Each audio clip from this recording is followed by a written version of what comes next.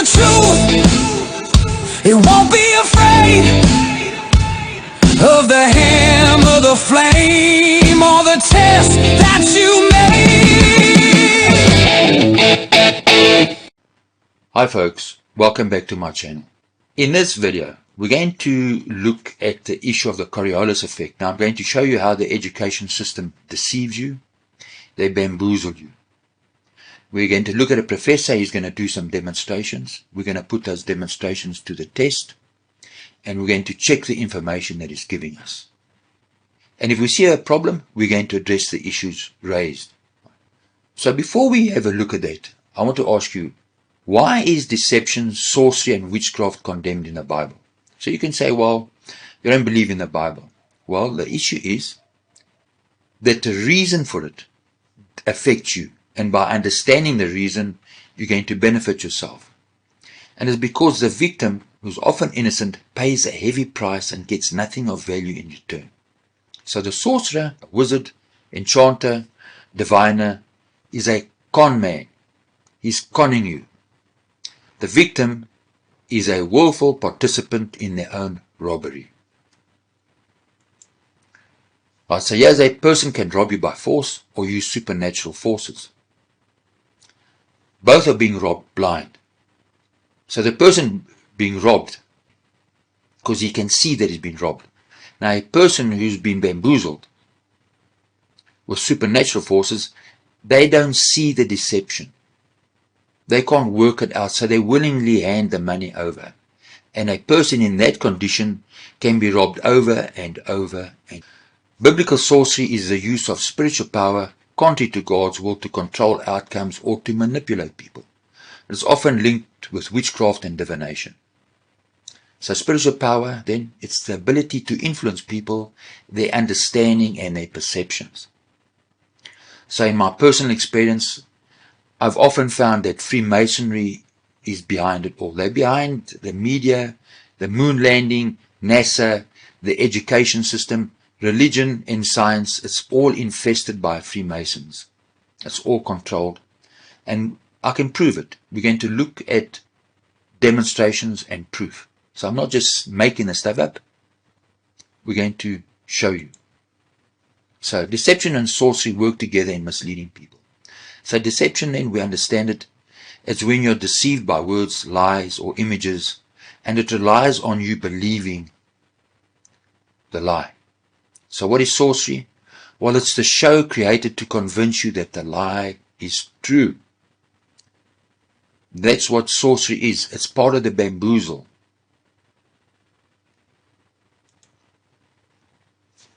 Right, so here's a conman. Right, if you look at NASA, their moon landing, right?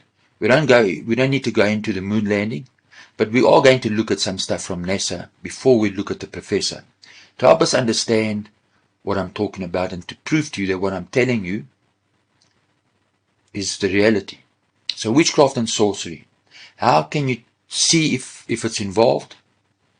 Well, when you apply the information, it simply doesn't add up.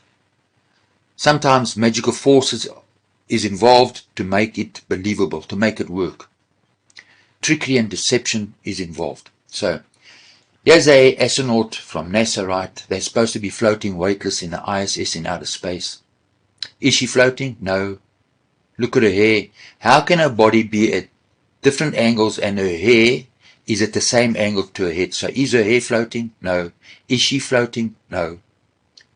Remember, if you are floating in space, you can't have a center of gravity. So if you look at her, she's falling over. She's trying to keep a balance. So therefore, she's not floating. She's not weightless. It's a con. It's a deception. So that's the sorcery. It's the show. It's the magic show that is put on. So the magical force in that demonstration is the hairspray and cables to make it believable. Right? When NASA says they went to Mars, right? They controlled a car in Mars, 56 million kilometers away. People believe the nonsense, right? And then just willingly hand over their money. So witchcraft and sorcery, when you apply the information, it simply doesn't add up. So let's apply that to the Coriolis effect. So, is the Coriolis effect real or is it an illusion? I'm going to show you how sorcery is used to deceive you regarding the earth that you live on. We are not living on a spinning ball flying through space. And in fact, the earth is flat and it is stationary. Now, the Coriolis effect. So what happens is they hijack the truth. They're turning reality on its head. The Coriolis effect proves the exact opposite to what they are saying. Here is the professor, right? We're going to listen to what he says, and then we're going to put what he says to the test. We're going to have a look at a couple of things. And what he's saying, is it actually true? Or is he trying to bamboozle us? So let's have a look. Hello. Hello, I am Boyd Edwards, Professor of Physics at Utah State University. Today we're going to have some fun while learning some physics using this rotating platform that we call the USU Coriolis carousel. And I have 4 amazing riders on this carousel, and what they'll be doing is passing this ball back and forth between each other. We'll be seeing the movement of the ball from 4 cameras, 2 stationary cameras that don't rotate. One of them's over here, looking at the proceedings from the side. The other stationary camera is right up here, looking down on the rotating platform. We'll also have 2 rotating cameras, one right here that rotates with the carousel, and the other on Aiden's chest here, a GoPro that will see the motion of the ball from his perspective. So what I'd like to do first is to have my amazing riders pass this ball gently back and forth a couple of times to show what happens on a non-rotating carousel. The ball goes straight, as seen by the overhead camera and the chest camera. So let's now see what happens when we rotate this carousel counterclockwise. Let's get them up to speed.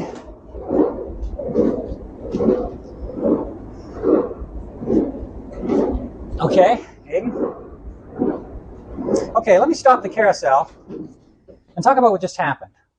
So Aiden was roughly right here when he threw that ball to Jocelyn, opposite him. But what happened? The ball ended up in Olivia's hands, and why is that? I might ask from Aiden's perspective why that was. Because Jocelyn had already moved out of the way. Exactly. Jocelyn moved out of the way while the ball was in the air. Jocelyn rotated, and the ball didn't go to Jocelyn after all, but instead went to Olivia. Aiden's chest camera and the rotating overhead camera show the ball deflecting toward the right, while the stationary overhead camera shows the ball going straight. The ball deflects toward the thrower's right on a carousel that rotates counterclockwise, as seen by a rotating observer. Right. So, the first thing is, the ball is not being deflected. The camera is moving. It's an illusion. Right. The magical force of a moving camera, and I'm going to show you. So let's analyze it. Let's go through what's happening. Look, if I have a ball and I'm throwing the ball from position 1 to position 3, the ball travels in a straight line. That doesn't change. From the perspective of this camera, because the camera is not moving, the ball travels in a straight line. So the ball is not being deflected. Now, if I rotate the carousel, the ball still travels in a straight line. From the perspective of the camera, the ball is moving in a straight line. Just the camera is moving. From the top perspective, the ball is still traveling in a straight line. The ball is not being deflected. So, they're hijacking the truth, turning the reality on its head. The Coriolis effect proves the opposite to what they're saying, that the earth is not moving. Let's swap the ball for an aeroplane. That means if an aeroplane flies, the earth must rotate underneath the aeroplane because we're swapping the ball for an aeroplane. So when he asked the youngster what happened, this is what the youngster's reply was. Jocelyn had already moved out of the way. Exactly. Jocelyn moved out of the way. So let's apply that demonstration to reality. Right? How does a pilot land or navigate if the airport is moving out the way? So the Coriolis effect proves the opposite. So when they're spinning the carousel, Aiden? Okay, let me stop the carousel. How do moving airports catch airplanes? Remember, the speed of the carousel and the speed of the ball had to match each other. Otherwise, the persons on that carousel would never be able to catch the ball. So an airplane flying over a rotating Earth, the airplane would have to navigate to change its heading, change its direction so that it lands at the place that it needs to land at.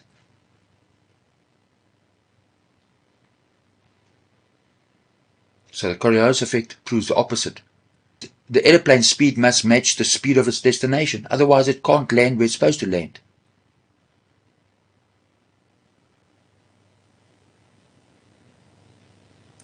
And then, how does an airplane land on a rotating, moving airport? It cannot. The Coriolis effect proves that the Earth is flat and stationary. We are not living on a spinning ball. So remember, we're looking at the motion of the camera, which is actually an illusion.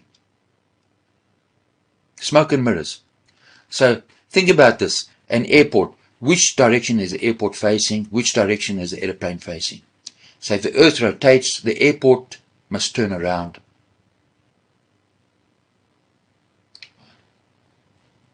So an airplane can fly from one end of the Earth to the other end of the Earth, flies in a straight line, turns around and flies in the opposite heading.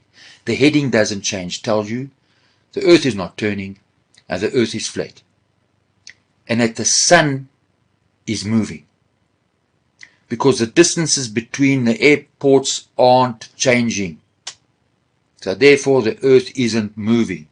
Because if it was, the distances between the airport would change.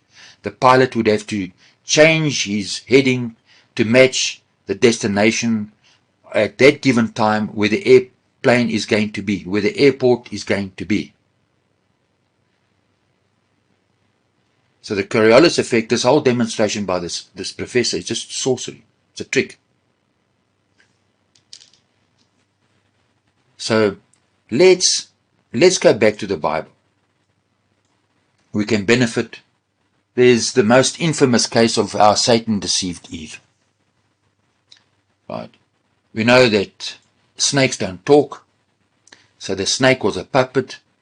It could be I wasn't there. It could be that Satan was invisible. Eve saw the snake. Right? What was offered was, you won't die. It was a lie. We know snakes don't talk. So that was part of the deception. The account says that consequently Eve saw that the fruit was good to eat. How did she know if she hadn't eaten it? Because the snake could have been eating it first. So that was part of the deception. Eve could have thought, well, nothing happened to the snake. It's okay. It's all good. And the lesson for us, that even though Eve was deceived, God did not minimize the consequences. Yes. And that's the problem. You can be innocent, and if someone bamboozles you, you still suffer the consequences. God doesn't step in. You need to use your thinking ability. Before you act, God gave you a brain and a mind. You must use it and not just act. Eve didn't stop to think. She just went with the show, and unfortunately, it cost her. So the truth was flipped. Read that account in the Bible. Do you understand how the truth was flipped? Satan got Eve to look at the wrong tree. There was a tree of life which Adam and Eve had to eat off to keep living. Once she'd eaten from the tree of the knowledge of good and bad, she wasn't permitted to go back and eat from the tree of life. So she grew old and died. And so as her offspring, we also grow old and die. We are not permitted to eat from the tree of life. But Jesus Christ in Revelation, if you read Revelation right at the end, 21 and 22, Jesus said, whoever conquers, I will permit him to eat from the tree of life. So once again, we will be allowed to eat from the tree of life and live forever. That hasn't changed. So Eve was deceived because she looked in the wrong place. And so this is what makes it so terrible. While lying, deceit and sorcery are so bad. A person who is misled and deceived suffers the consequences that come from that. You can be innocent, but you suffer. And the people who are doing these things are evil, they are wicked people. So people are deceived, they follow the illusion, but the reality is very different. So the system, it's the education system, movies, Hollywood, all of it, right? They create an illusion. Some people, they embrace that illusion, even though it's detrimental to them. They embrace that illusion and it becomes their lifestyle. And they suffer the consequences. Youngsters who believe that illusion murder, rape, kill, pillage and plunder, but spend the rest of their life, or a big part of their life in prison. A wasted life because they believe the illusion. In the education system, right, they just bamboozle you and convince you you're smart. So it's brainwashing you. And you believe, oh, I'm a smart person. But you need to check what they're telling you. Put what they're saying to the test. Because if you don't, and you're bamboozled, you still suffer the consequences. So can you check if witchcraft and sorcery is being used? You need to apply the information. And if it doesn't add up, then you know they're trying to bamboozle you. You have to check. Right, so let's get back to the professor. Now he tells them, let's swap the ball and we're going to add some weights to the story. So let's listen. Can you do that? Can you do that on the count of three? 1, 2, 3. 1, 2, 3. Very good. Now let's try it counterclockwise.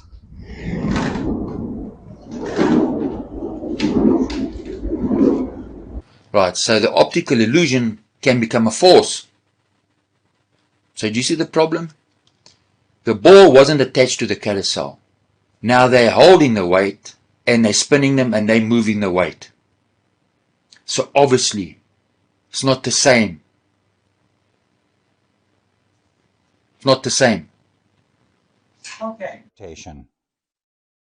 Okay, so I'd like to ask Jocelyn whether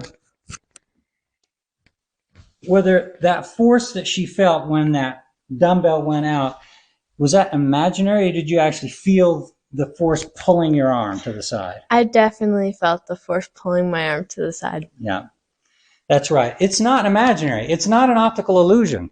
It's a real deal. It's a real force. Because it's not the same. The ball wasn't attached to the carousel. You're holding onto the weight and you are moving, and then you are moving the position of the weight. So obviously, it's going to affect you. You're going to feel it. It's not the same thing. So do you understand how the optical illusion now turns into a force? Ball and one with the dumbbell illustrate the kind of dual nature of the Coriolis force. In one case, it seems kind of like an optical illusion. Whereas in the other case, with the dumbbells, it seems like a real force that exerts force on your arm and causes your arm to deflect. Right, because it's not the same thing. That means if an aeroplane was moving and spinning with the earth, every time that aeroplane moves and changes direction, the force exerted by the rotating earth would rip that aeroplane apart. Apply the information that is given to you, and you'll see that what they're telling you is a lie. Over the ages have struggled with. Some people call it a fictitious force, or a pseudo force, or an effect. Generally now, the Coriolis force is called an inertial force. Right, so they've got different names. So we're going to have a look at centripetal force, right?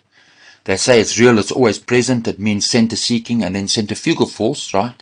As apparent, it depends on perspective, means center-fleeing. Now, we don't see either of these forces acting on aeroplanes. Remember that. We don't see it acting on skydivers. We don't see it acting on stationary objects.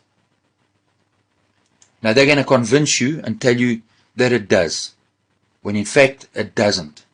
No skydiver feels the force of the Coriolis centripetal or centrifugal force. And so this force actually, you can experience it on playgrounds, but you can also experience it on our rotating Earth. It's harder though, because the Earth rotates every 24 hours, whereas this carousel takes about 4 seconds to rotate once.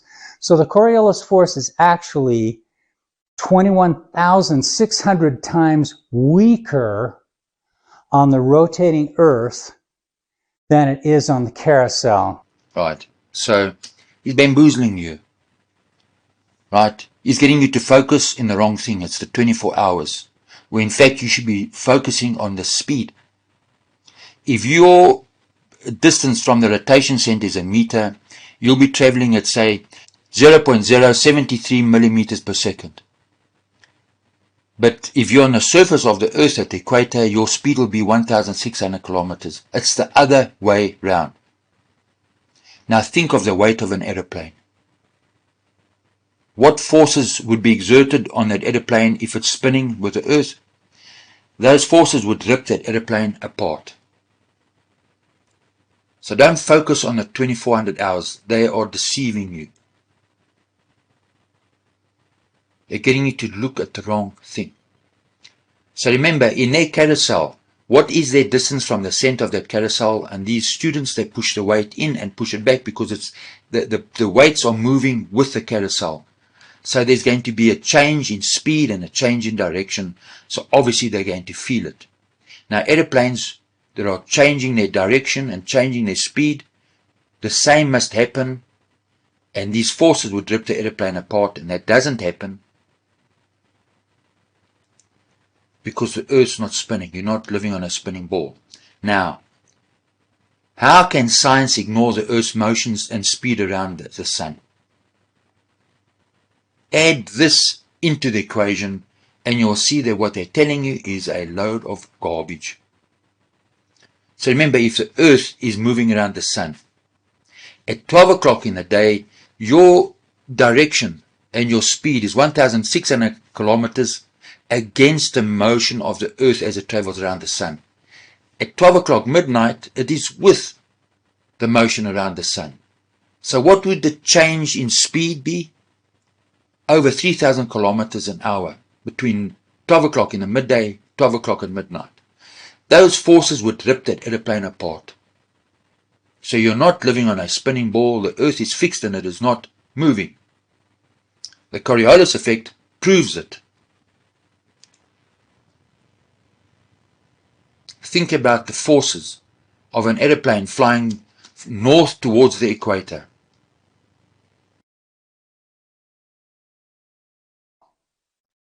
So in your everyday life, when you're pushing dumbbells around or doing weights or something, you can't really feel the Coriolis force, but it is there.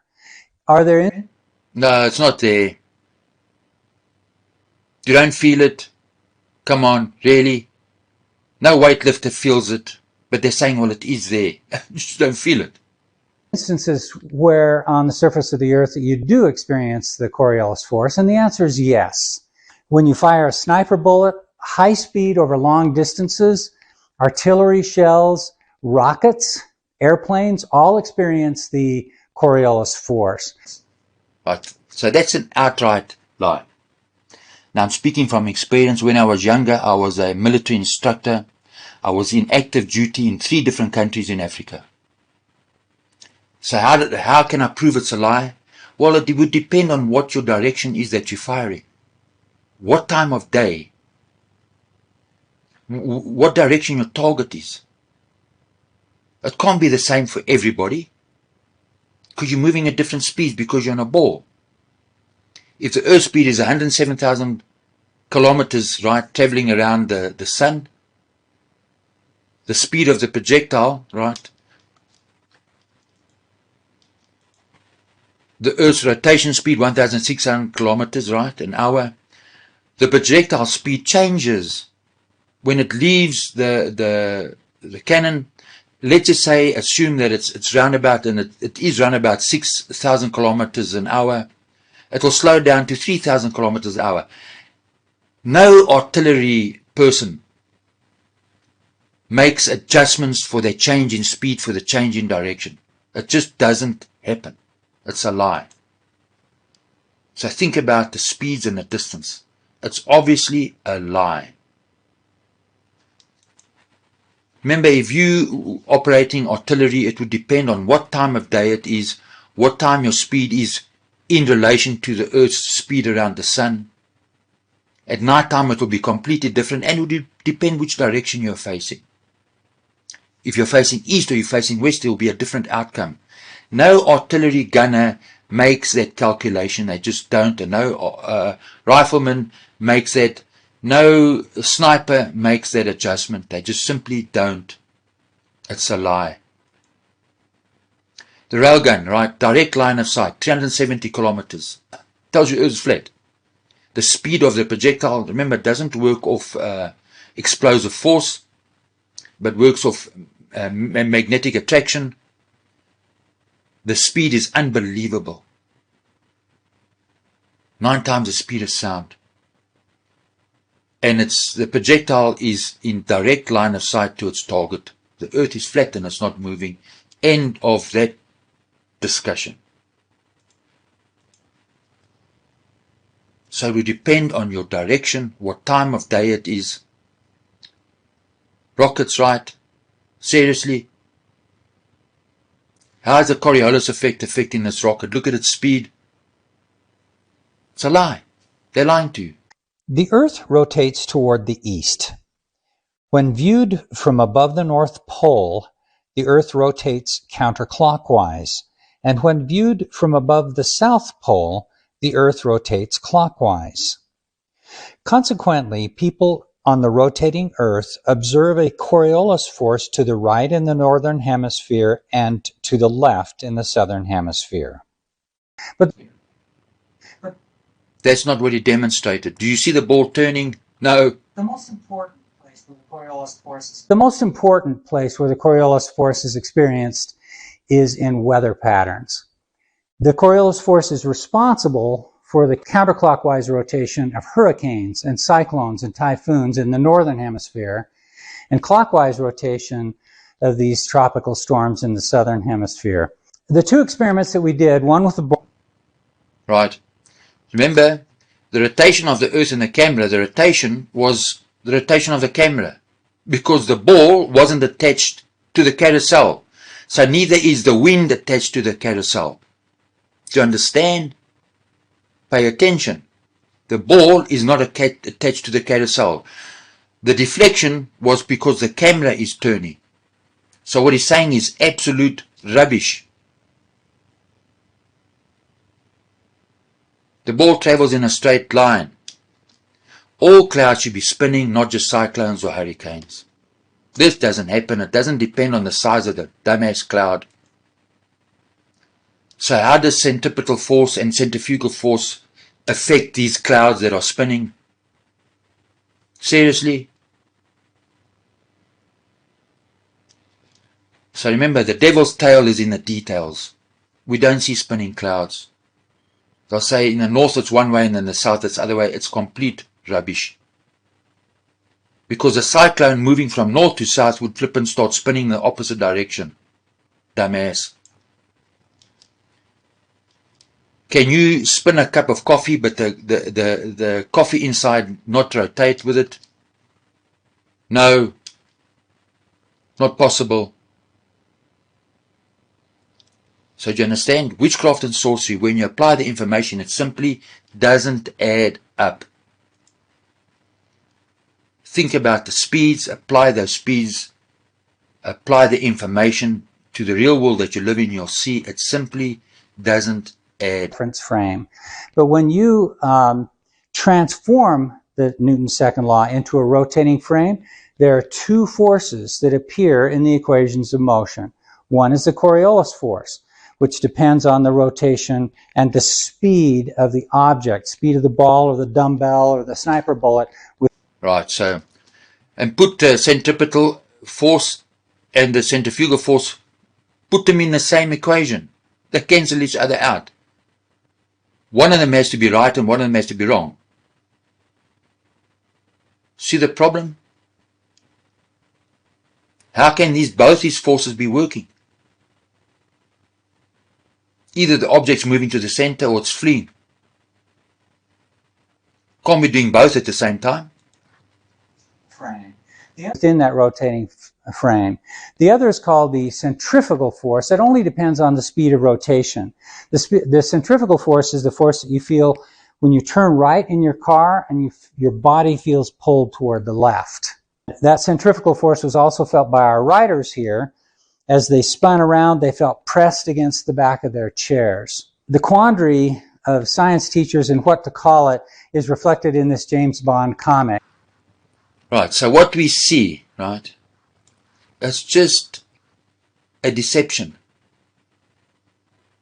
These people like Isaac Newton and all of these heroes, all Freemasonry or involved in Freemasonry, you need to put what they're saying to the test, and when you do, you'll see that it doesn't add up. There are big problems. Right, so NASA built on the foundations of Freemasonry, witchcraft and sorcery. So how do you determine if witchcraft and sorcery is in effect? Apply the information. So we're going to have a look at another clip from NASA, and I want you to reason and think. Apply what they're saying to you. Just think about it logically, then we can analyze it. We're going to look at a person from NASA. He's a wizard. He's doing some sorcery, trickery on you. Can you see the deception? So look at it. Let's look at it. So here's a guy from NASA. He's supposed to be in the ISS, right? He's got a camera. He's spinning the camera around. Now he's going to take some photographs. Spinning his camera around because it's floating in outer space, right? Where's the ball? It's above his head. See the problem?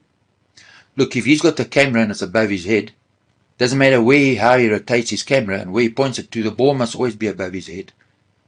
In the view of his camera, the ball can't be at his eye level. It can't be above and then below and then upside down. If he moves the camera, the ball still stays above his head. So it's trickery. From the perspective of the camera, the ball must always be above his head. Doesn't matter where and how he rotates his camera, the ball must be above his head. And if he turns the camera, the ball must turn.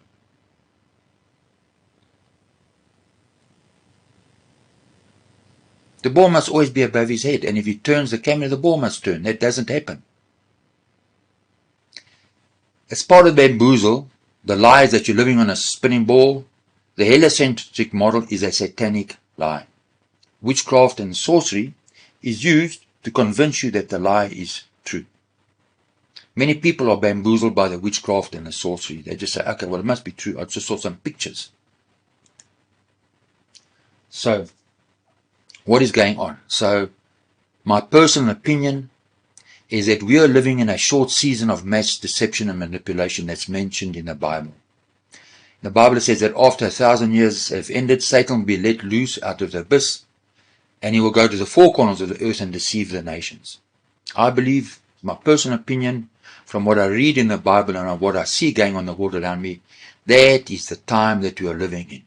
And I believe that we are close to the end of that period, a harvest period, when Satan's last little gig of deception is brought to the end and he's destroyed forever. And that's my personal opinion.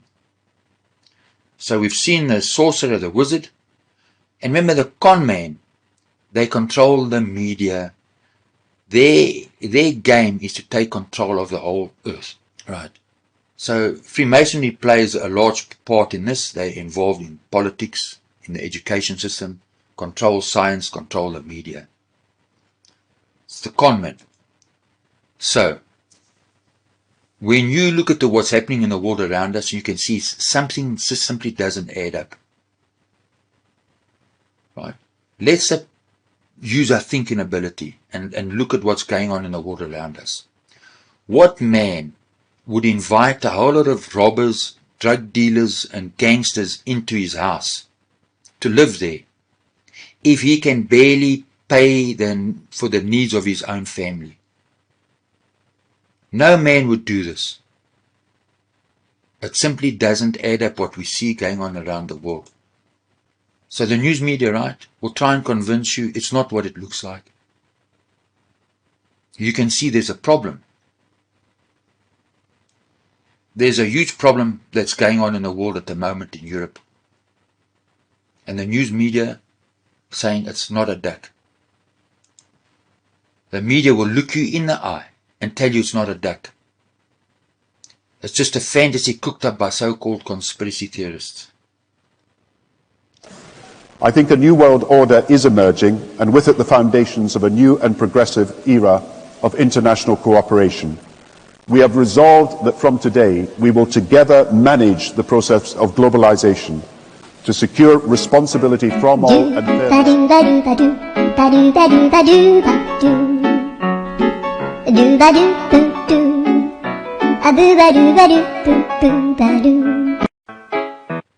Right. If it walks like a duck and it quacks like a duck, it's a duck. Here's the duck.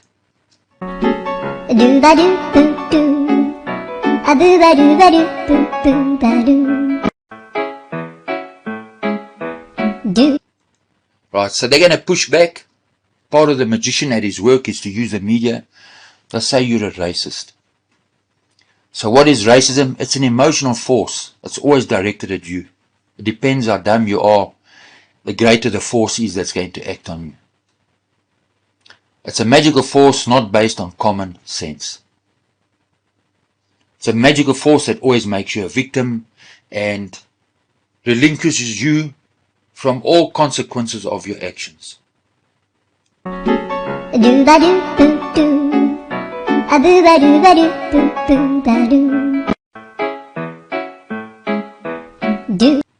But it's an illusion, because you pay the consequences of your actions. Right, so you voted for the snake. You played a big part in what's going on, and they get you to focus on the wrong thing. The problem isn't the person that sees the problem, but they'll make that person the problem. The person who sees the problem, he is the problem, when it's not likely. Right, so you'll have people, here's a black person, right? He's a racist, whether he likes it or not. He'll convince you he's not a racist because it's not possible. He saw a movie of slavery, now he wants reparation. From who? From the white person who doesn't even know him. Is this black person connected in any way to the picture or to the movie that he saw? No. There's a white person.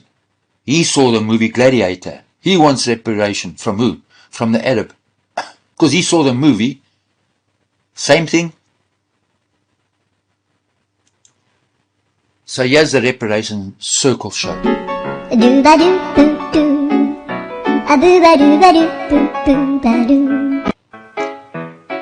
So welcome to the reparation circle show. It's a circus.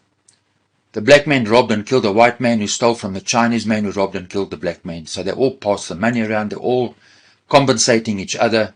It just goes around and around because it's part of the clown show. It's stupid. But people have been bamboozled by it, and they believe in this, and it's complete nonsense. So who's really hiding inside the horse? Kepler, Newton, Galileo, Nicholas Copernicus. They've infested the entire education system. It's become physically impossible to get a decent education. You can go and think you're getting an education, you're going to pay a lot of money, but you're not going to come out there with the truth. They're just going to bamboozle you and hoodwink you with sorcery. Stand back and look at the bigger picture. We're living in a system engineered for total control, posing a truth and justice while quietly delivering the opposite. It's a new world order. That's what these clowns want to deliver. There's going to be no peace. It's going to be slavery and destruction and misery for everyone. It's a satanic system. Not a system built on peace, justice, and what is right. The opposite. So remember, a person who is misled and deceived suffers the consequences that come from that deception. They follow the illusion and the reality is different. That's what's happening. But there's good news. If you're a Christian, there's good news. John 11:25. Jesus said, I'm the resurrection and the life. The one who believes in me will live, even though they die. So, there's a clue, even though they die. So, if we look at John 3:16, for God so loved the world that he gave his only begotten Son, that whoever believes in him should not perish, but have everlasting life. So what's the difference? We're looking, a lot of people quote that scripture, but I'm focusing on the consequences. What do we understand from those two scriptures? That the consequences of your actions do not have to be permanent. Death is the end point in your life, but it's not permanent. Perish means to be destroyed or gone for good. That is permanent. So for Christians who believe in Jesus Christ, even though they've made mistakes and have been misled and have gone into the grave, their belief in Jesus Christ is what will save them. Those who laugh at Christians and think it's a waste of time to follow Jesus Christ or to believe in him or exercise faith in him, well, good luck with that. That's your choice. It's not my problem. It's your problem. Good luck with that. You deal with it on Judgment Day. It's not my concern, and I'm not going to waste my time and my effort thinking about it. It's your problem. You deal with it. So what we see, this is reality. Jesus spoke about the kingdom of heaven. He's ruling as King of Kings and He's high priest in New Jerusalem, which is in heaven. It's situated in heaven. It's separating the sheep and the goats. It's separating people. Jesus said that the kingdom of heavens is like a net that was let down into the lake and it caught all kinds of fish. But not all the fish were kept. Some that were not good were thrown back into the lake. So not all the fish are kept. Why? Well, because Satan is also fishing from the same lake.